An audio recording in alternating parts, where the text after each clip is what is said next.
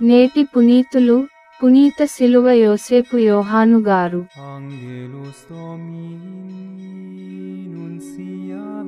పశ్చాత్తాప హృదయముతోను వినయాన్వితమైన మనస్సుతోను వచ్చి మమ్ము నీవు అంగీకరింపుము. మంగళవారం మార్చి 5, 2024. మొదటి పట్టణం దానియేలు గ్రంథము 3వ అధ్యాయం 25 మరియు 34 నుండి 43 వచనాలు. ఆ దినములలో అజరయా నిప్పుల నడుమ నిలుచుండి ఇట్లు ప్రార్థించెను, నీవు మాతో చేసుకొనిన నిబంధనమును రద్దు చేయకుము, మమ్ము సదా విడనాడకుము. అప్పుడు గౌరవము నిల్చును, మాకు నీ కరుణను నిరాకరింపకుము.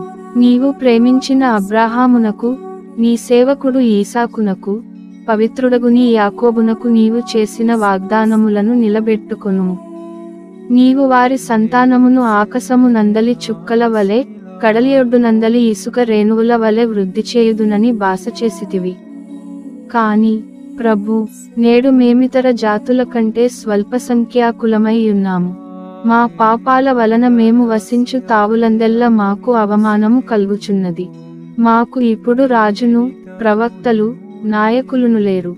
నీకు బలులు, దహన బలులు, కానుకలు, సాంబ్రాణి పొగ అర్పించుటకు దేవాలయము లేదు. నైవేద్యములర్పించి నీ మన్ననబడయుటకు తగిన తావులేదు. మేము పశ్చాత్తాప హృదయముతో వినయాన్వితమైన మనస్సుతో నీచింతకు వచ్చితిమి. పొట్టేళ్లను, ఎడ్లను, బలిసిన వేలకొలది గొర్ పిల్లలను దహనబలిగా గొనివచ్చిన వారిని వలె నీవు మమ్మంగీకరింపుము. నేడు మా పశ్చాత్తాపమునే బలిగా స్వీకరింపుము. మేము పూర్ణ మనస్సుతో నిన్ను అనుసరింతుముగాక. నిన్ను నమ్మిన వారు ఏనాటికిని భంగపాటు నొందరు.